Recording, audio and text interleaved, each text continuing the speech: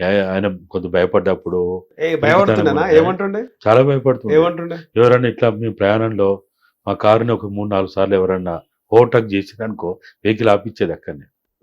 ఏ వద్దొద్దు ఆగు, ఏదో ముచ్చట పెట్టినట్టు ఏదో కారణం చా తాగుదామా ఏదో. అప్పుడు మీ వెంట చాలా గ్యాంగ్ ఉంటుండనా? ఏ గ్యాంగ్ లేదు. కేసీఆర్ గారు వెంట అప్పటికే మాజీ మీటింగ్ ఎప్పుడైనా పోయినప్పుడు కొన్ని ఆ కాన్వాయ్ లో 50 కార్లు 100 కార్లు అట్లా వచ్చేది కొన్ని సందర్భాలు. రెగ్యులర్ గా ఎన్ని కార్లు ఉంటుండే?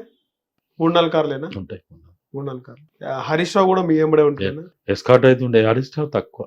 ఆయన జిల్లాలు చూసుకుంటారు. జిల్లాలు కూడా లేవు, ఇంటి దగ్గర ఏదైనా పనులు అంతే. అప్పటికైనా పార్టీలో పెద్ద పోస్ట్ లేదు. జనరల్ సెక్రటరీ కాదు, సెక్రటరీ కూడా కాదు. ఎప్పుడు హరీష్ రావు బాగా హైలైట్ అయిందంటే 2003 తర్వాత. బీఆర్ఎస్ అంటే అప్పుడు కాంగ్రెస్ పొత్తులో ఉన్నప్పుడు. ఇక పొత్తు 2004లో పొత్తు. తర్వాత 2004 తర్వాత కేసీఆర్ గారు కేంద్ర మంత్రి, రాష్ట్ర మంత్రిగా హరీష్ రావు. నాకు బాగా గుర్తుంది. మావోయిస్టులు కొన్ని పోస్టర్లు అంట పెట్టారు, మీరు రాజీనామా చేయాలా లేకపోతే మిమ్మల్ని లేపేస్తామని. నిజమే కదా అది? అప్పుడు అందరూ ప్రకటించిండ్రు. తెలంగాణ ఉద్యమం అనేది పదవులు తీసుకుంటే నీరుగారిపోతుంది. 1972లో కూడా తెలంగాణ ఉద్యమం అట్లా నీరుగారిపోయింది, ద్రోహానికి గురైంది. కాబట్టి మీరు ఈ పదవుల జోలు గోకుర్రి అని హెచ్చరికలు చేసిండ్రు. మీరు అన్నట్టు అదే కరపత్రాలు, పోస్టర్లు, ప్రకటనలు ఇవన్నీ జరిగినాయి. సరే మొత్తానికి కొంత టైం అయిన తర్వాత రాజీనామా చేసిండ్రు. ఫస్ట్ ఈ ఒత్తిడిగా రాజీనామా చేయడానికి కారణం అనేక ఒత్తిళ్లు. వైఎస్ పక్క పెట్టిండు. అప్పుడు మావోయిస్ట్ లేదు, అప్పుడు పీపుల్స్ వారు ఉండే. తర్వాత నక్సలైట్ పార్టీ, జనశక్తి అని అవి ఉండే. అట్లా జరిగింది. వైఎస్ ఏమైనా పక్కకు పెట్టిండా? లేదు. ఈ వైఎస్ రాజశేఖర్ రెడ్డి టీడీపీని నాశనం చేయడానికి తెలంగాణలో కేసీఆర్ తో పార్టీ పెట్టించిండు అనేది ఒక పెద్ద ప్రచారం అంటారా, లేకపోతే పెద్దగా మాట్లాడుకునే మాట? అంతా అవుతుంది. ఏదో ఇటువంటి అన్ని మీడియా ఏదో కథనాల కోసం ఉంటాయి. కానీ రాజశేఖర రెడ్డికి అట్లా తెలంగాణ వాదం నినాదం అనేది ఎవ్వరు పెట్టింది కాదు, ప్రజల్లో ఉన్నది అది. అది ఒక ఆరని అగ్నికరంగా ఉంది కాబట్టి, నిప్పురవగా ఉంది కాబట్టి దానికి ఉన్న అవకాశాలు, సాధ్యాలన్నీ గ్రహించి తెలంగాణ ఉద్యమం నడిచింది. కానీ అది రాజకీయ నాయకులు ఎప్పుడు వచ్చిండ్రు? 2000 తర్వాత వచ్చిండ్రు. ఇందిరారెడ్డి కొద్దిగా ముందు వచ్చిండు. ఇందిరారెడ్డి, దాని తర్వాత నరేంద్ర గారు వచ్చిండ్రు. దాని తర్వాత చాలా మంది, ఈవెన్ 1999 తర్వాత కాంగ్రెస్ పార్టీ కూడా తెలంగాణ కాంగ్రెస్ అని కూడా పెట్టుకున్నారు కదా. అయితే రాజశేఖర రెడ్డి గారు చనిపోయినాక ఎందుకు ఉద్యమం ఉధృతంగా మారింది అంటే అప్పటికి 2000 ఏమైనా భయపడుతున్నా కేసీఆర్? అట్లేం లేదు. కాకపోతే ఇక కొంత ఉంటుంది కదా, బలమైన నాయకుడు అనేది ఒకటి ఉంది. రాజశేఖర రెడ్డి అంటే అటువంటి వాతావరణం ప్రజల్లో కానీ లేకపోతే ఇంకా పార్టీలో కానీ అటువంటిది ఉండే కదా.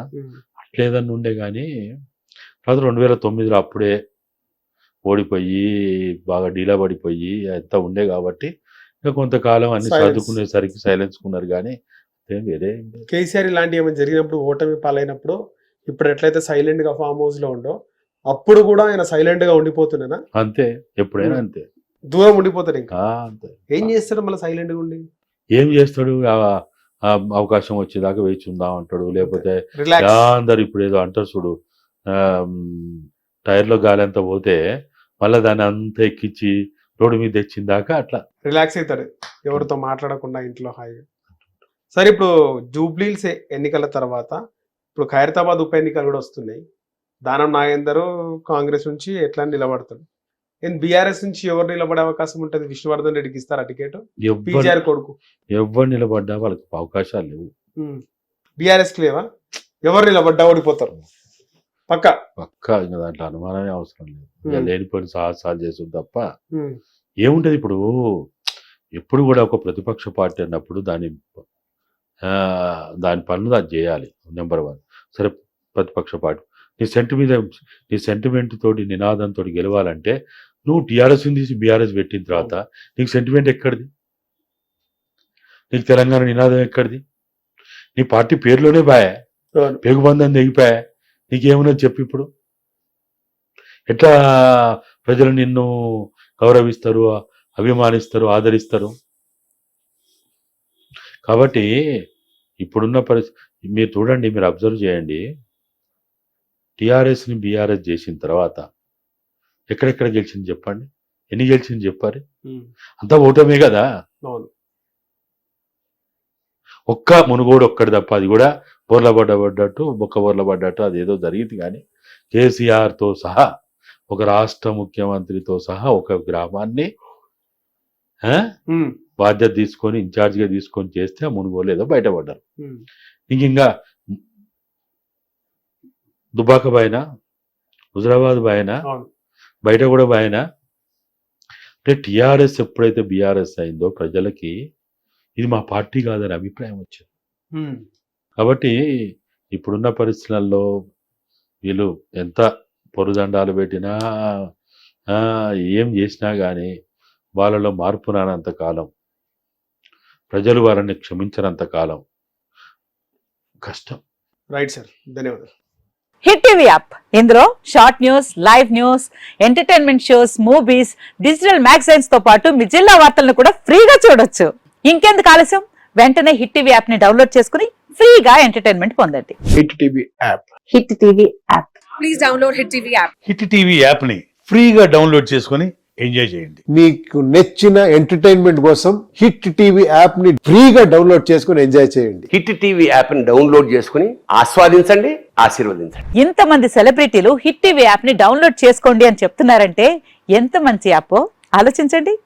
అమెరికా అమెరికా అమెరికా అమెరికాలో చదవాలనుకునే వాళ్ళకి విశ్వసనీయమైన పేరు మన శౌర్య కన్సల్టెన్సీ. UK లో 1 year masters, UK లో 1 year masters, 2 years work permit up to 5 years visa. Contact Saurya Consultancy. Contact 89851 89851.